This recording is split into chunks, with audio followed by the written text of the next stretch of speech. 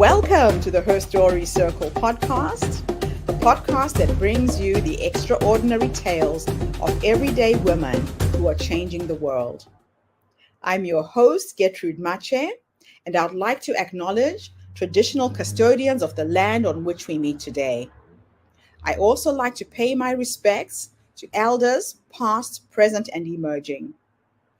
Every week, we dive into the lives, challenges, and triumphs of women from all four corners of the globe. We're here to inspire, enlighten, and connect, sharing stories that uplift and empower. So grab a cup of coffee, settle in, and join us as we explore the incredible journeys of women shaping our future. This is Her Story, where every woman's voice matters. Hello, everybody, and welcome back to the Her Story Circle.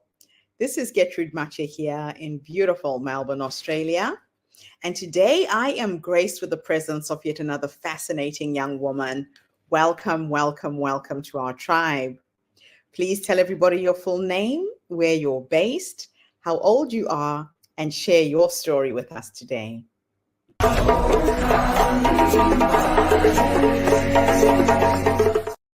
Hello, and thank you for having me. My name is Olivia Johnson. I am 33 years old.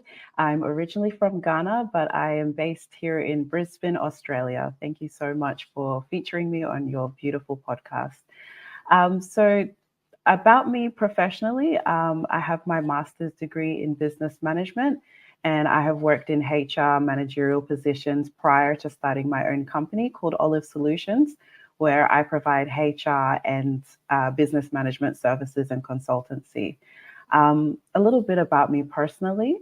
I am a single parent of 4, 2 girls and 2 boys, aged 13, 8, 6, and 4. So I got pregnant with my eldest child at the age of 19. So I've experienced what it's like to go through teenage pregnancy and being a young single parent at such a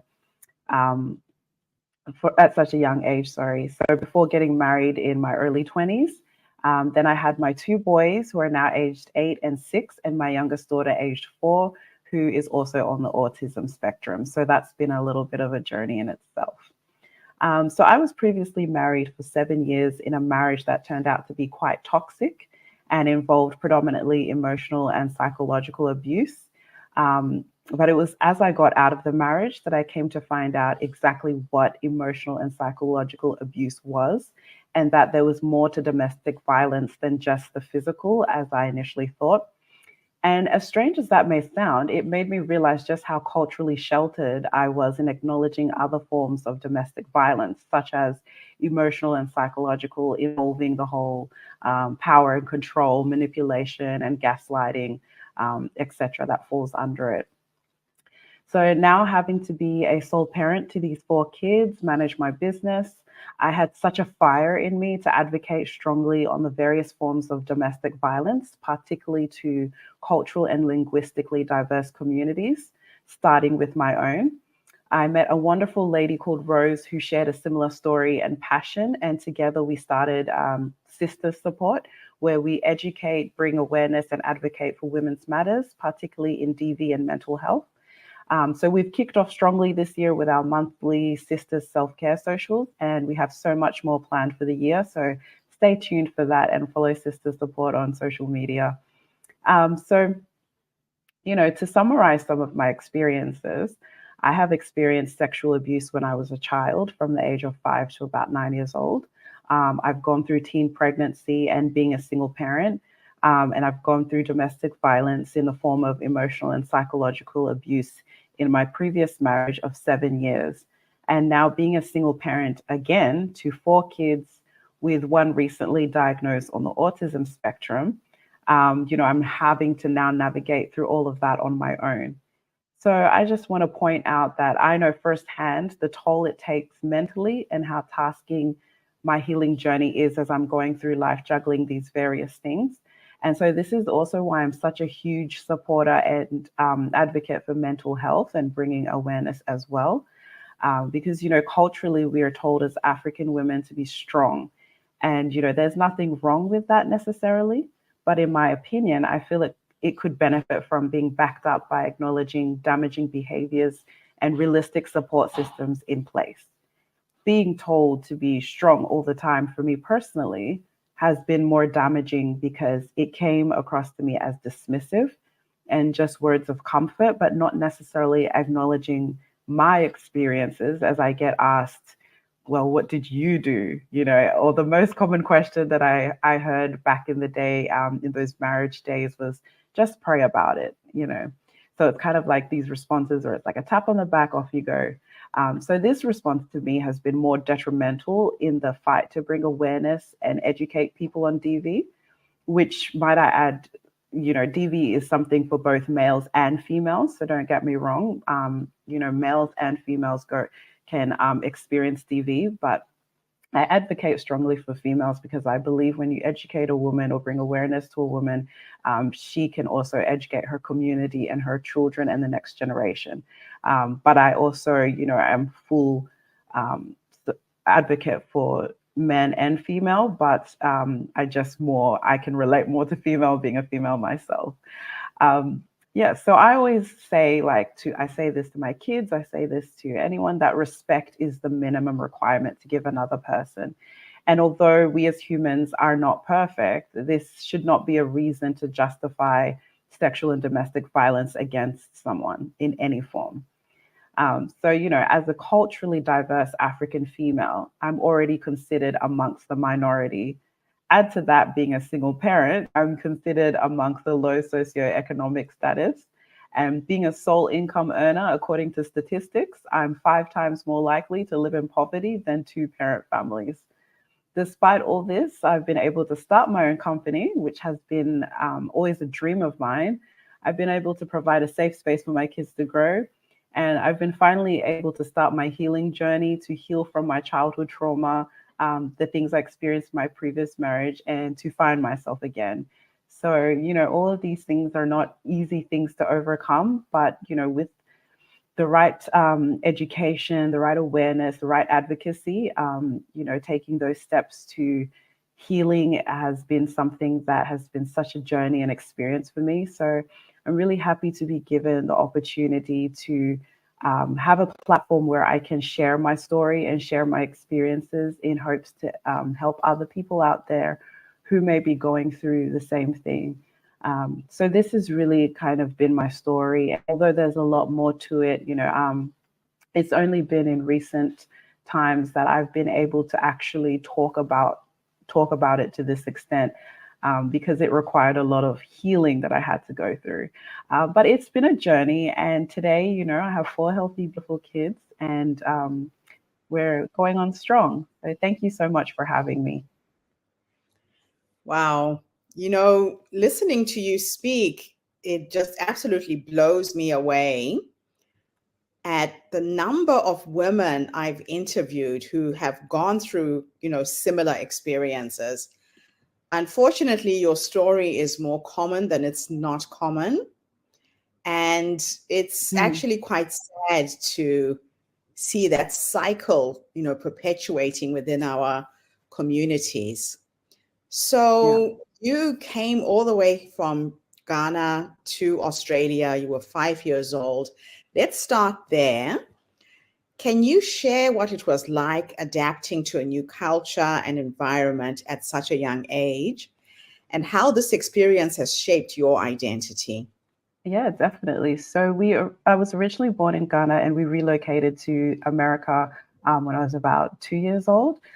So from America, we then came to Australia when I was about 5, and we were living in a small mining town called Newman in Western Australia. It's very small. There's only 2 primary schools and 1 high school. So that's just how small it really is. And it was just such a different experience. I believe we were like the only Africans, or one of there was quite, like, there was literally no Africans. So I can't even remember at that age if there were other African families. I'm sure there were, but, you know, I was the only African. Me and my siblings were the only Africans in the school. So it was a different experience. Yeah. You then went on to turn your life around despite being a teenage mom. You went into higher education, you studied at Queensland University of Technology, and Monash University as well. And how did these two institutions prepare you for entrepreneurship and advocacy work? I think in terms of entrepreneurship, it's always been something that I've wanted to get into. I've always known that I want to be my own boss. I've always known that I have that passion in business.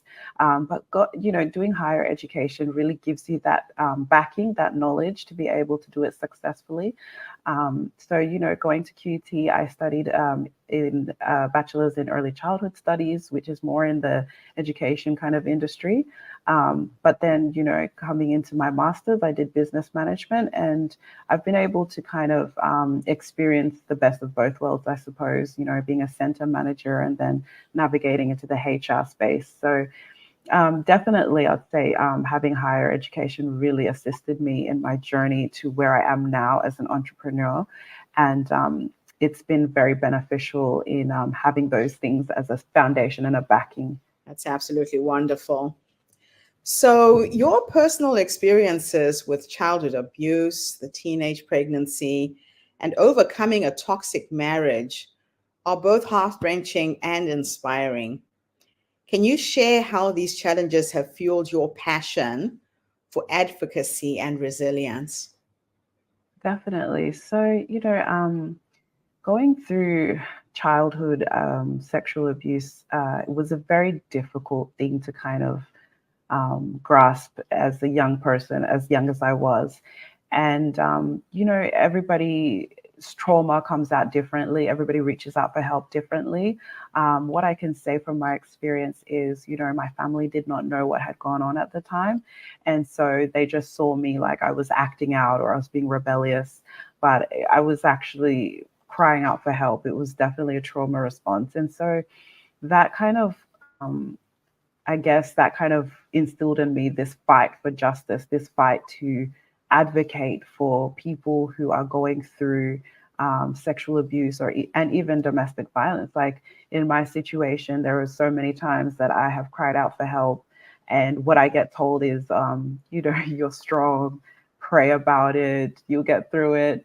And it's always those kind of words of encouragement, but no actual acknowledgement that the other person's behaviors are unacceptable. And to me, this just didn't seem fair. So it kind of sparked this fire and passion in me. And I just never at the time had that self-confidence to actually advocate and pursue advocacy.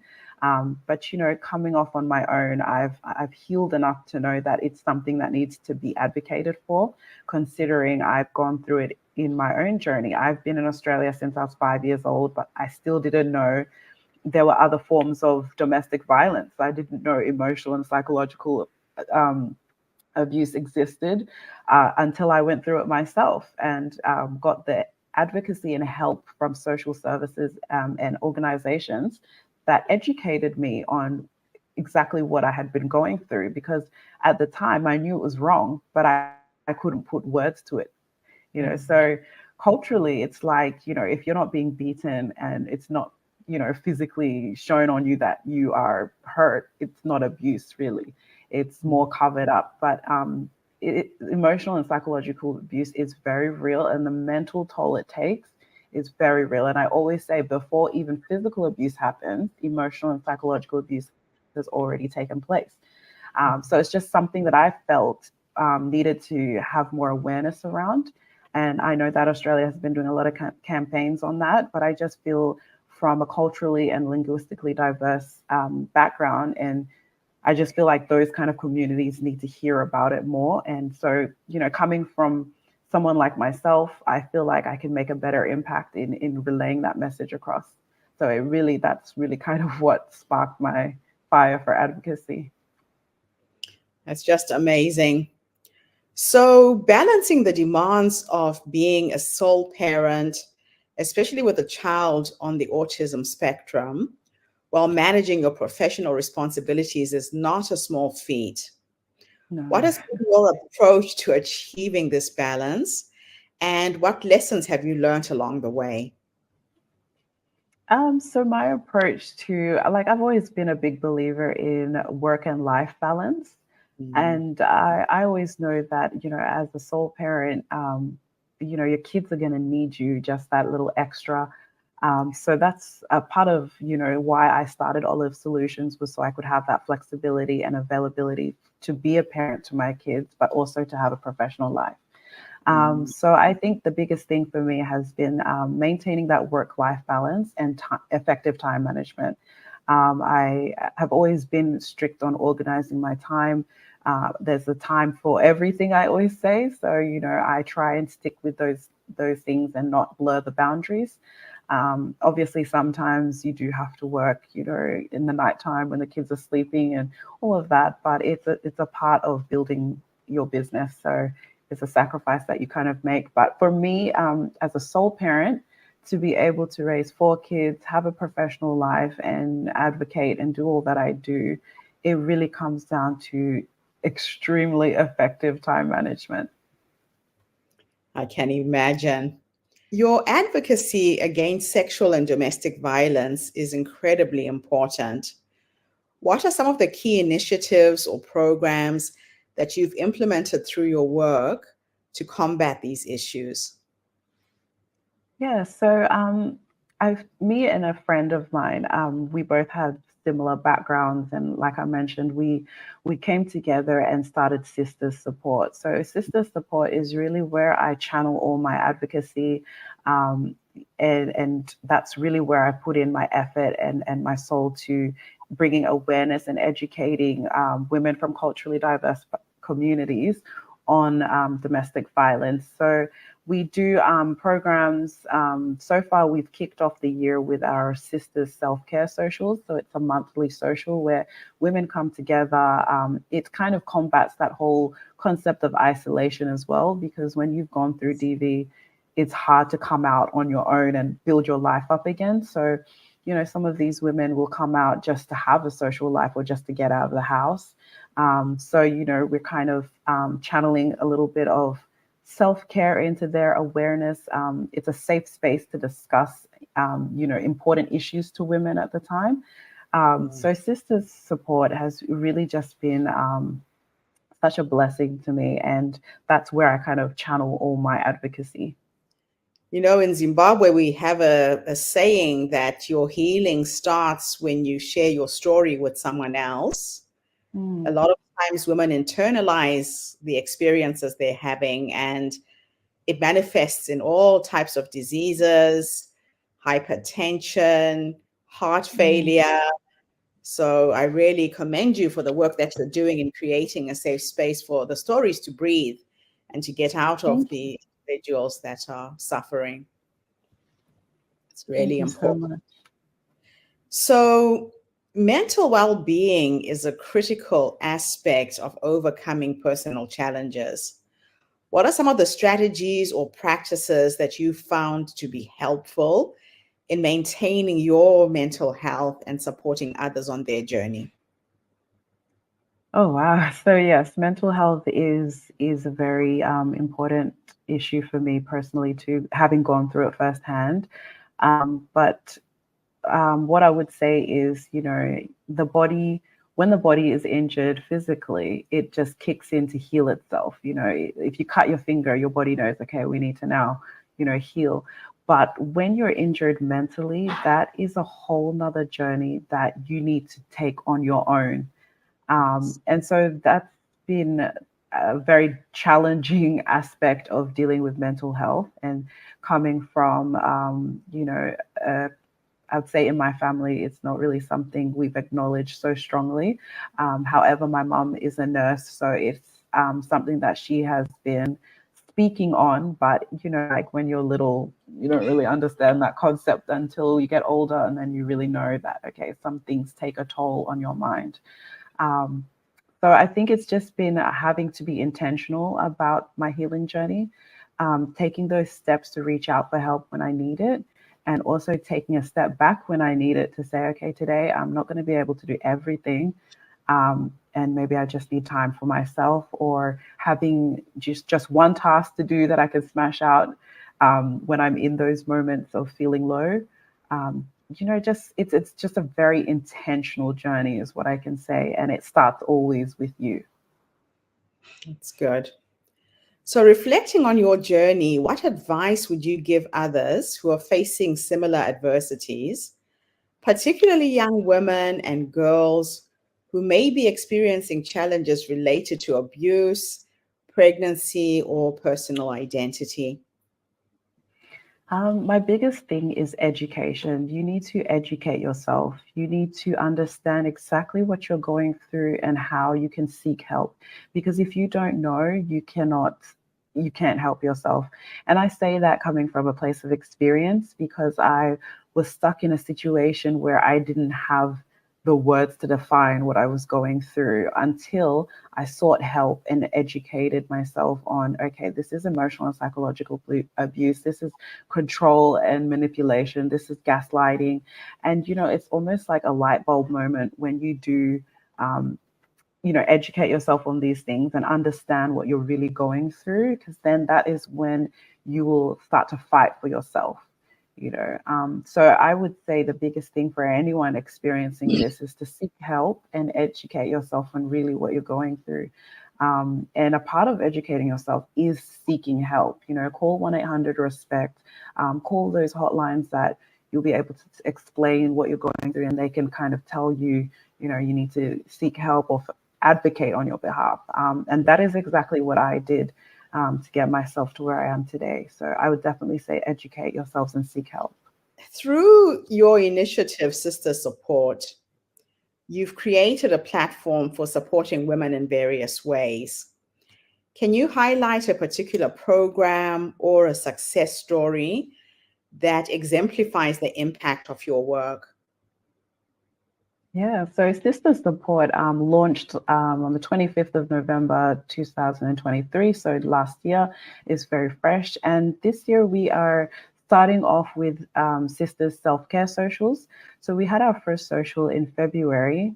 And, from the group of women that attended, I could already see that this was something that was needed. We had many women from different backgrounds, African backgrounds, share their stories, their personal stories, including my own mother. She was there also. And it was just such a powerful space to see how these women can pour out their hearts in the real life issues that they're facing every single day. I mean, we had a lady there who said she came because she just wanted to get out of the house, because when she's at home, she feels like such a victim.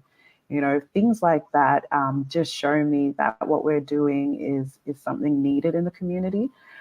So we've just kicked off with Sisters Self-Care Socials, which is a monthly self-care social, whether we try and aim at small businesses.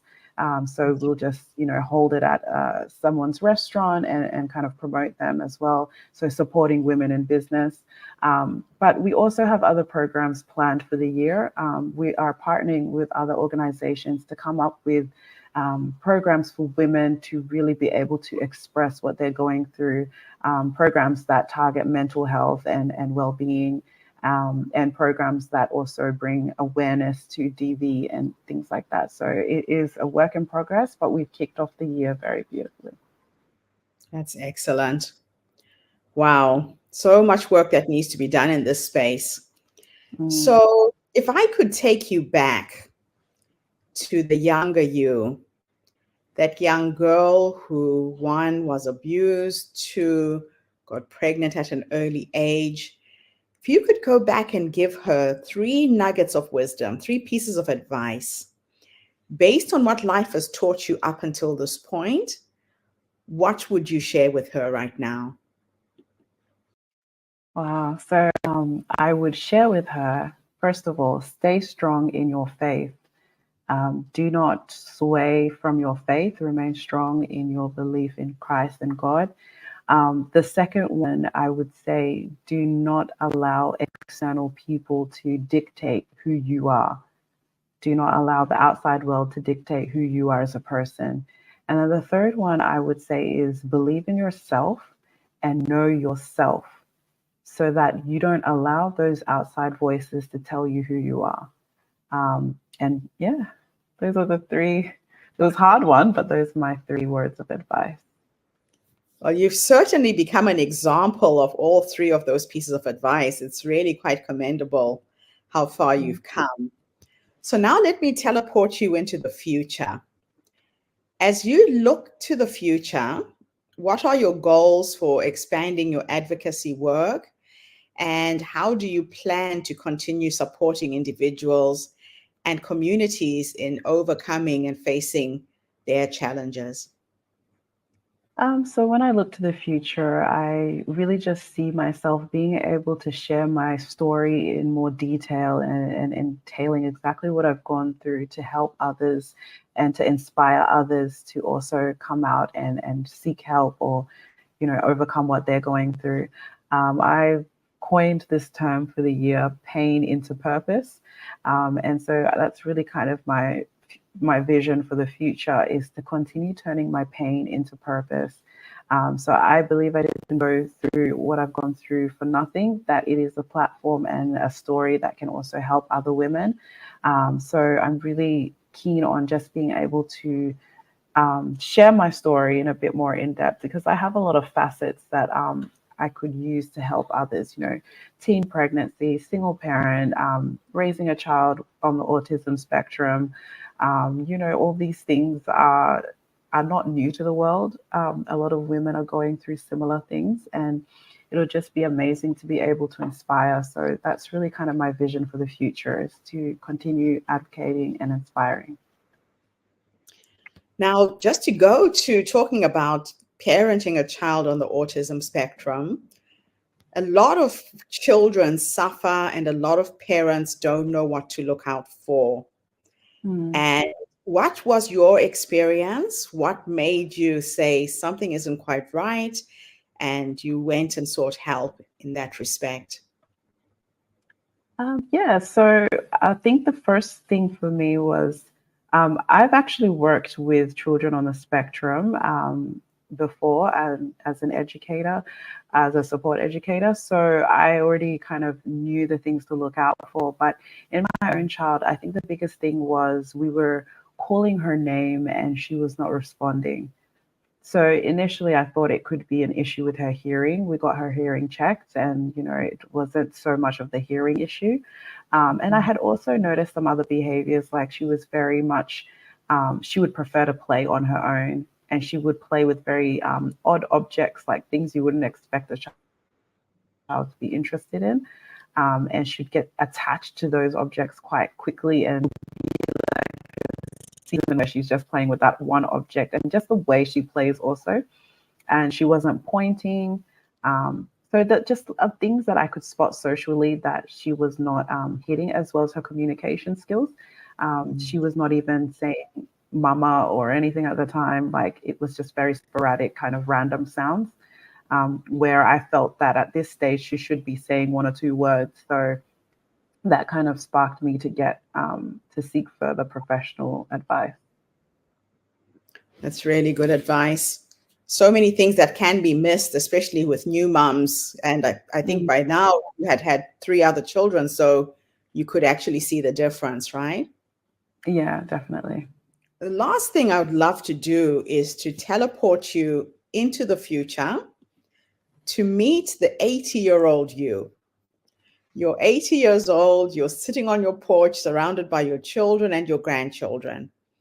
If I could take you into the future to go and have a conversation with this wise woman who has led you to that point, what will you say to her when you finally meet her? Wow. I think I would say to her, well done. I'd say, well done. You've come so far. You've overcome a lot of obstacles. You've made it to this point where you are now surrounded by your beautiful grandchildren. Yeah, well done on overcoming and staying strong and pushing through, even in the times where it seemed like you wouldn't make it. Well done on not giving up on yourself, on your family, on your children. Well done, and I'm proud of you. I love that. I love asking that question because a lot of women don't realize that the wise woman is already in us. You know how Mm, we second guess ourselves, we doubt ourselves, that little voice in your head that tells you to look for help or get out of a relationship. That's the wise woman who's already in us. So thank you for listening to your promptings and Mhm. really being an example of the possibility of what can happen to a woman when she trusts herself and she trusts her intuition. I think it's a superpower that we all have, but we don't use enough. Olivia, thank you so much for being part of our community. Your story is truly, truly, truly inspiring. Keep doing what you're doing to advocate for women and children. Thank you. Thank you so much for having me. Appreciate it. And thank you to everybody who's tuned in today. The Her Story Circle is bringing you stories from women from all over the world to uplift, inspire, empower, and motivate you to live a better life. So tune in again tomorrow when I interview yet another amazing guest. In the meantime, have a fantastic day, morning, or evening, wherever you are in the world, and bye for now. Thanks again, Olivia. Thank you for tuning into the Her Story Circle podcast. I hope today's story has inspired you to believe in the power of our stories and the difference you can make in the world when you use your voice.